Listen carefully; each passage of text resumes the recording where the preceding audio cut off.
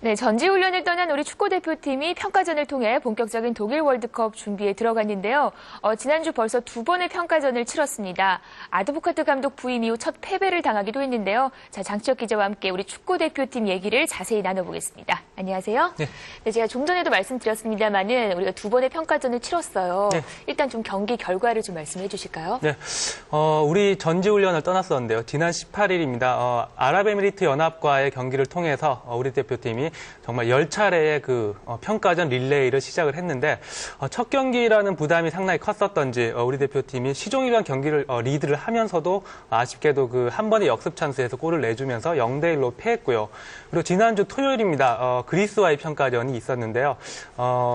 그리스 하면은 잘 아시겠습니다만은 지난 유로 2004 때 우승을 한 팀이고요. 그리고 독일 월드컵 진출에는 실패를 했습니다만 유로 2004 때 주전 멤버들이 상당히 다수 포함됐던 그런 팀인데 일찌감치 실점을 하면서 불안한 출발을 했습니다. 위기 상황에서의 상대 선수에 대한 마크가 제대로 이루어지지 못했던 그런 결과인데요. 하지만 이어지는 위기를 잘 넘긴 우리 대표팀은 전반 중반입니다. 프리킥 찬스에서 이천수 선수의 프리킥을 박주영이 절묘한 헤딩슛으로 동점골을 성공을 시켰고요. 이후 우리 선수들의 안정을 되찾고 후반전을 주도하면서 안정적으로 경기를 마감했던 그런 경기로 보실 수가 있겠습니다. 네, 어쨌거나 첫 경기에서의 그런 참 불안감이 가시게 돼서 다행스러운데 아드보카트 감독이 우리 대표팀의 좀 성적을 한번 살펴볼까요? 네, 아드보카트 감독 부임 이후에 총 5번의 경기를 치르게 됐습니다. 지난해 11월까지 총 3번의 경기를 홈에서 치르게 됐는데 네. 경기 성적이 상당히 괜찮았었습니다. 우리 대표팀이 정말 홈에서 정말 좋은 경기들을 펼쳐줬고요. 강호인, 스웨덴 그리고 세르비아 몬테네그로와의 좋은 경기를 펼치면서 2승 1무라는 좋은 성적을 거두었습니다. 하지만 잠깐의 휴식을 통해서 다시 18일부터 경기를 재개를 했는데 이때부터 원정 경기가 이어졌습니다. 아랍에미리트 연합과는 0대1로 패했고요. 그리고 그리스와는 1대1로 비겼는데 총 3승 2무 1패의 성적을 지금까지 올리고 있습니다. 홈에서는 강하지만은 나가면은 성적이 약해진다. 이런 모습이 좀 좋지 않은 모습이 재현되고 있는데요. 앞으로는 원정 경기를 치르면서 이러한 약점들을 계속 극복해 주기를 좀 바라는 마음입니다. 네, 그렇죠. 아직까지 좀 전지훈련에는 많이 남아 있습니다만은 좀 뚜껑을 열어본 결과 참 의외의 이런 결과들이 나오고 있어요. 네. 네, 참 지금까지 지난 한 주 우리 축구 대표팀의 전지훈련의 모습 어떻게 좀 평가를 해볼 수 있을까요?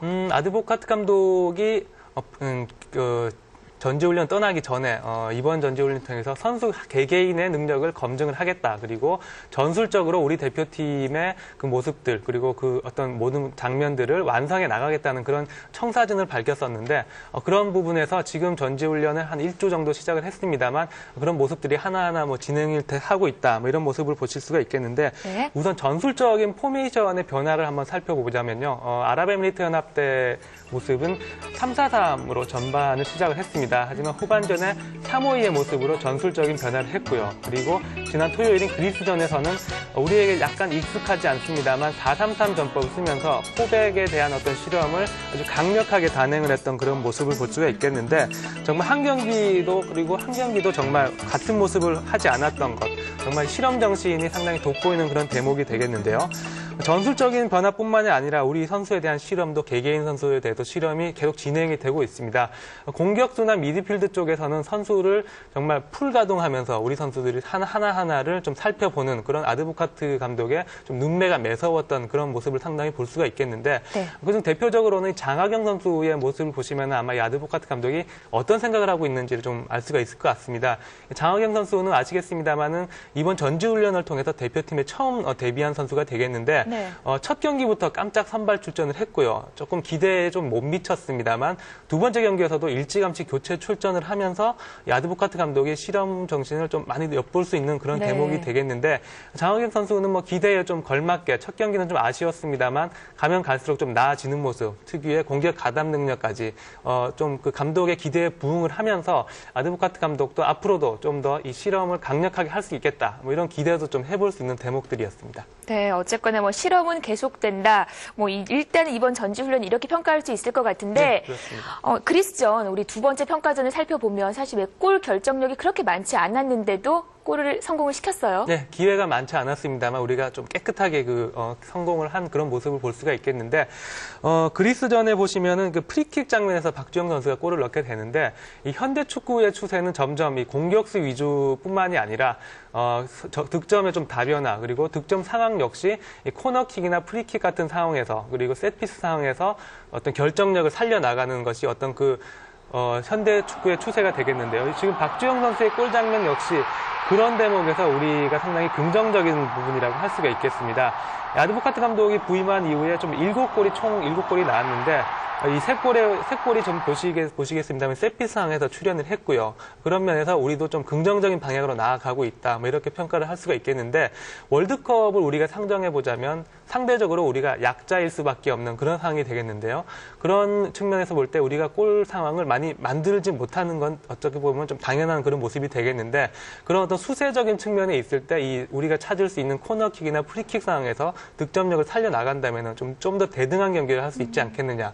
정말 이런 세트피스 상황을 우리가 성공을 해야 한다는 것이 정말 우리의 지상과제가 아닐까 하는 그런 생각입니다. 네, 그래요. 참 어쨌거나 이 골 결정력을 좀 더욱더 가다듬을 수 있기를 바라는 마음이고요.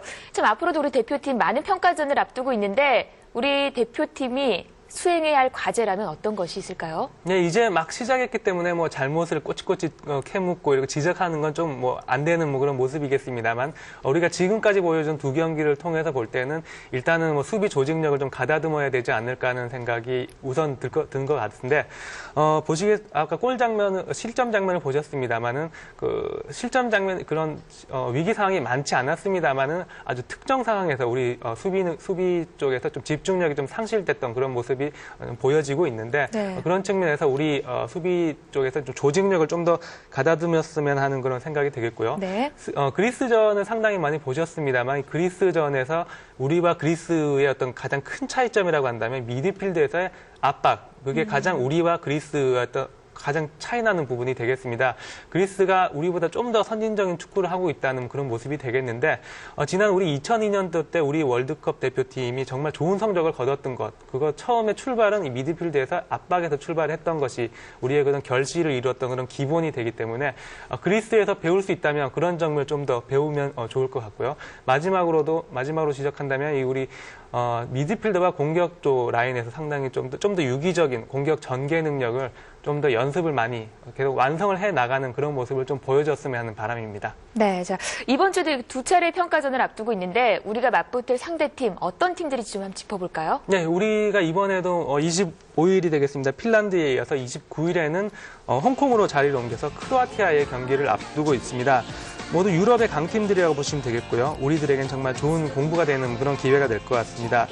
두 팀 모두 가상의 스위스로 삼기에도 좋은 상대가 될 것 같은데요. 양 팀 모두 파워를 기본으로 하는 팀이 되겠고, 미드필드의 압박, 그리고 역습에 능한 팀이 되기 때문에 우리가 본선에서 싸워야 될 그 스위스 팀을 가상으로 상정해서 연습을 할 수 있는 그런 기회가 될 것 같습니다.